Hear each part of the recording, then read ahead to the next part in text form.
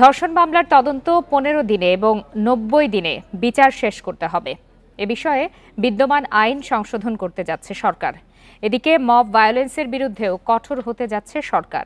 রবিবার আলাদা ব্রিফিংয়ে এসব তথ্য জানান আইন উপদেষ্টা ও তথ্য উপদেষ্টা।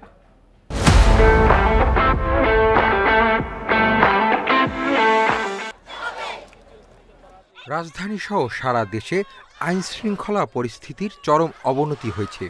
চুরি, ছিনতাই, ডাকাতির সাথে বেড়েছে নারীর প্রতি সহিংসতা। এসব ঘটনায় বিক্ষোভ হচ্ছে সারা দেশে। রোববার সচিবালয়ে আইন উপদেষ্টা জানান, ধর্ষণ মামলা তদন্ত 15 দিনে এবং বিচার 90 দিনে শেষ করার বিধান রেখে নারী ও শিশু নির্যাতন দমন আইন সংশোধন হচ্ছে।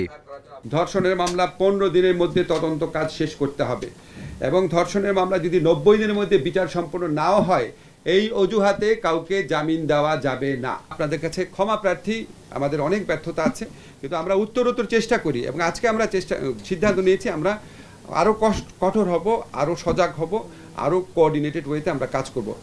স্বরাষ্ট্র উপদেষ্টা বলেন, দেশে কোথাও নারীর প্রতি সহিংসতা বা ধর্ষণের মতো ঘটনা ঘটে তাদের সর্বোচ্চ শাস্তি নিশ্চিত করা হবে।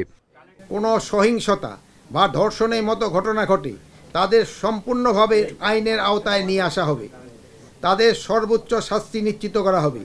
বাংলাদেশে ধর্ষণের বিরুদ্ধে সরকারের অবস্থান জিরো টলারেন্স।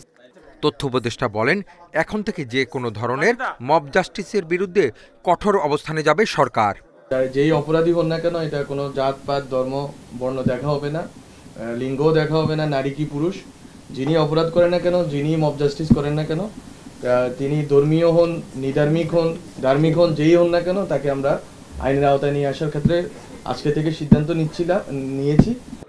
গত 7 মাসে সংঘটিত মব ভায়োলেন্সের ঘটনায় জড়িতদের বিরুদ্ধে ব্যবস্থা নেওয়া হবে বলেও জানান তথ্য উপদেষ্টা। Hasif Mahmud Shah, independent news, Dhaka.